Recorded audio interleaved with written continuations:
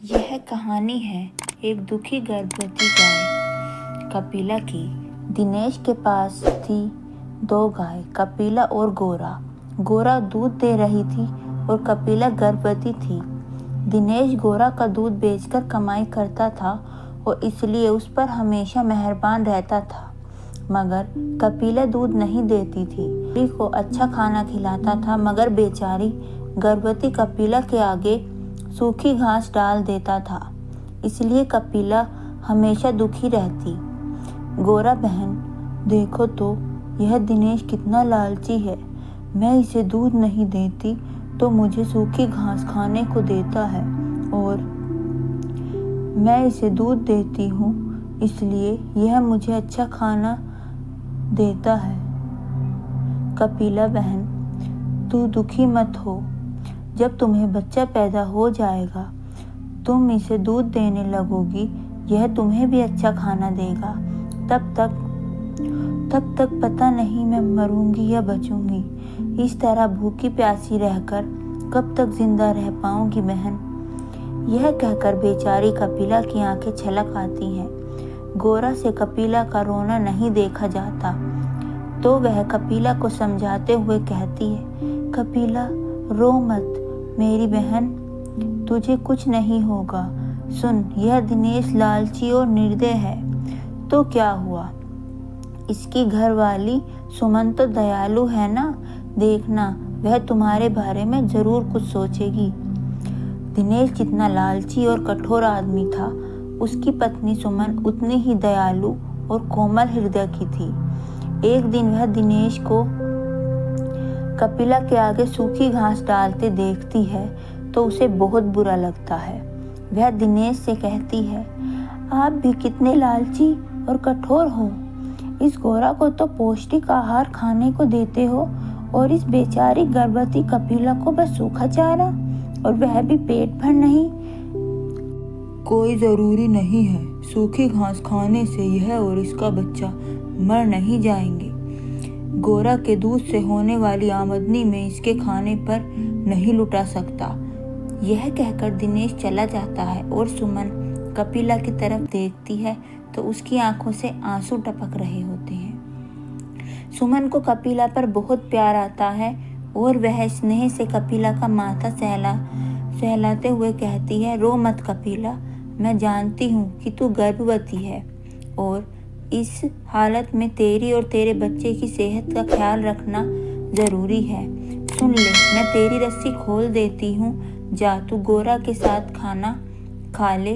यह कहकर सुमन कपिला की रस्सी खोल देती है और कपिला गोरा के खाने में मुंह मारने लगती है। यह देख गोरा बहुत खुश होती है और कहती है, कपिला बहन, तुम पेट भर के खाना खा लो। नहीं बहन, पेट भरकर नहीं, बस मैं उतना ही खाऊंगी जितना मेरे बच्चे को पोषण मिल सके। बाकी तुम खा लो। अगर तुम्हारा कल दूध कम आएगा तो दिनेश बहुत गुस्सा होगा। अगले दिन दिनेश गोरा का दूध निकालने आता है और गोरा कम दूध देती है। यह देखकर वह सोचता है, कुछ तो गड़बड़ है। जब गोरा पूरा खाना खा रही है तो दूध कम क्यों दे रही है। कुछ गड़बड़ नहीं है जी, ये तो दूध कम ज़्यादा चलता ही रहता है, कल फिर सही दे देगी।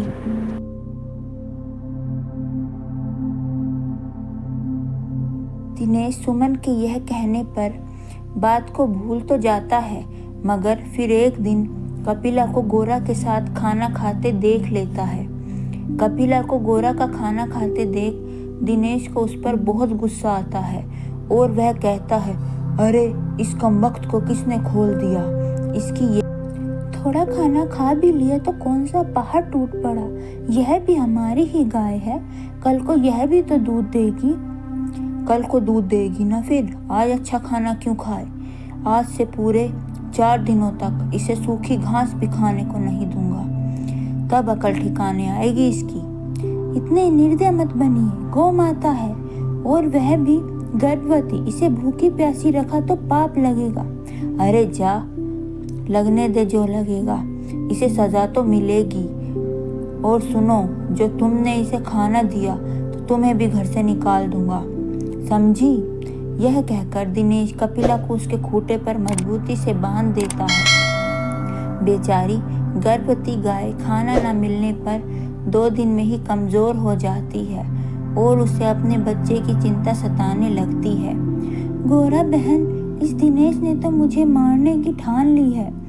मुझे और 1 दिन खाना न मिला तो समझ, मैं और मेरा बच्चा तो मर ही जाएंगे। यह कहकर कपिला रोने लगती है तो गोरा को उसका रोना देखा नहीं जाता। गोरा उसे तसल्ली देते हुए कहती है, कपिला बहन, रो मत। तुम्हें और तुम्हारे बच्चे को कुछ नहीं होगा। यहाँ से न कुछ दूर एक जंगल है, तो वहाँ चली जाओ। पर इस रस्सी से छुटकारा मिले तभी तो जा सकूंगी। मैं इतनी कमज़ोर हो गई हूँ कि रस्सी भी नहीं तोड़ सकती। पर मुझे बड़ी ताकत है। लाओ, तुम्हारी रस्सी मैं तोड़ देती हूँ। यह कहकर गोरा अपनी मजबूत सींग से खूंटे पर बंधी रस्सी को तोड़कर कपिला को आज़ाद कर देती है और कमज़ोर कपिला किसी तरह उठकर खड़ी हो जाती है और कहती है, अच्छा बहन गोरा, मैं चलती हूँ। अपना और अपने बच्चे का ख्याल रखना। कपिला, ख्याल तो अब भगवान ही रखेगा बहन। जिंदा रही तो कभी ज़रूर मिलूंगी। यह कहकर कपिला घर से निकल जाती है और धीरे धीरे चलते हुए जंगल में आ जाती है। जंगल पहुंचकर कपिला खुश हो जाती है और कहती है, अरे यहाँ तो पानी का तालाब भी है और आसपास हरी हरी घास भी खड़ी है।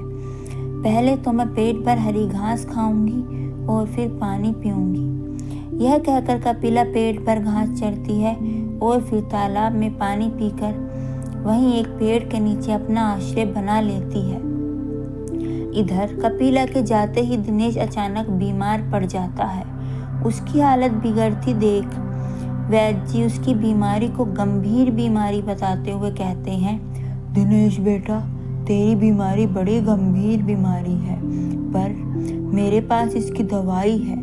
उस दवाई से मैं ठीक तो हो जाऊंगा ना वैद्य जी? हाँ, हो जाएगा। यह कुछ गोलियां हैं बेटा। शाम 2 गोलियां गाय के दूध के साथ खा लेना, पर खाना गाय के दूध के साथ ही, वरना बिल्कुल ना खाना। हमारे घर में तो गाय दूध देती है वैद्य जी। बस ठीक है, फिर कोई दिक्कत नहीं है, चलता हूँ। कुछ देर बाद सुमन गाय का दूध लेकर आती है और दिनेश उस दूध से गोली खाने की सोचता है, मगर जैसे ही दूध का गिलास हाथ में लेता है, दूध अचानक से फट जाता है और दिनेश कहता है, अरे सुमन, दूध तो फट गया। पर दूध तो ताज़ा था, फिर कैसे फट गया? ऐसा बार बार होता है। सुमन अपने पड़ोसी के यहाँ से भी दूध लाती है, लेकिन वो दूध भी फट जाता है। फिर दिनेश सोचता है कि मुझसे ऐसा क्या पाप हो गया जो दूध मेरे हाथ लगते ही फट जाता है।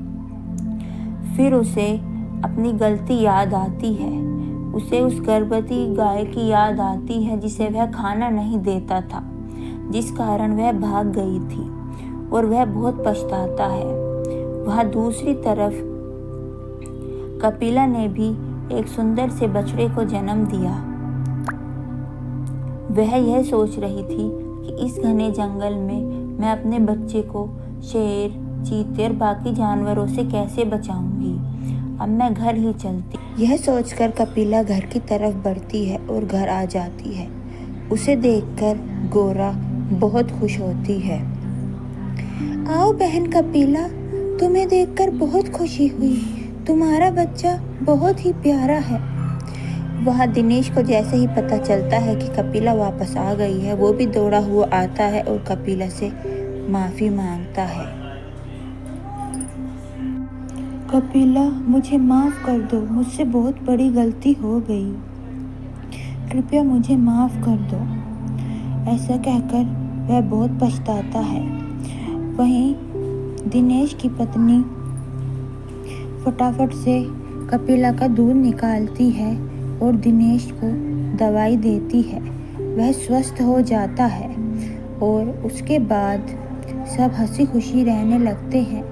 दिनेश कपिला और गोरा की दिल से सेवा करता है। अगर आपको यह कहानी पसंद आई हो